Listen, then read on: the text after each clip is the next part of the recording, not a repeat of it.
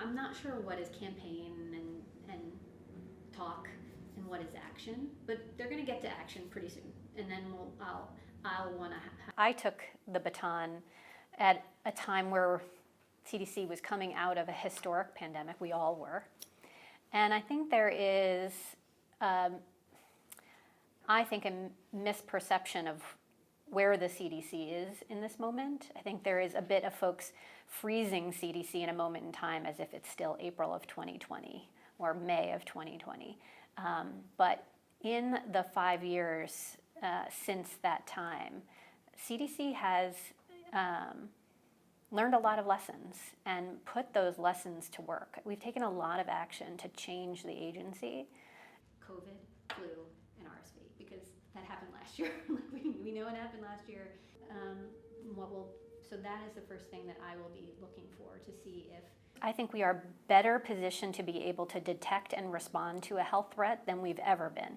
One, we have a national wastewater infrastructure. It was built for COVID, but we're using it for things well beyond COVID. We're using it for Mpox, we're using it for avian flu detection.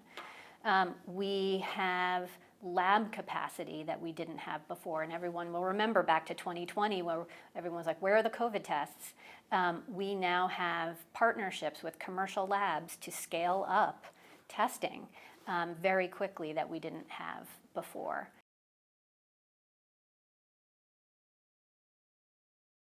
I think really important to have a good transfer of information where we are making sure that we're monitoring and responding to a lot of different health threats, and want to make sure that we don't miss a beat in the transition.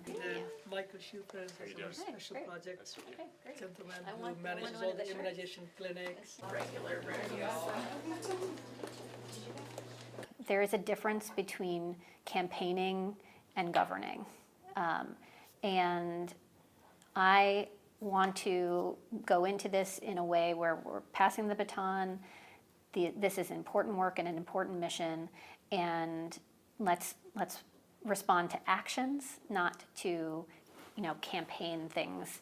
And so I think the team. My hope is the team stays focused on their mission.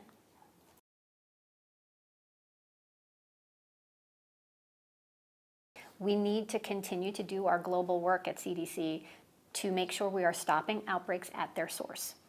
We need to keep that funding up. We need to keep the expertise up. We need to keep that diplomacy up so that we can continue to make progress.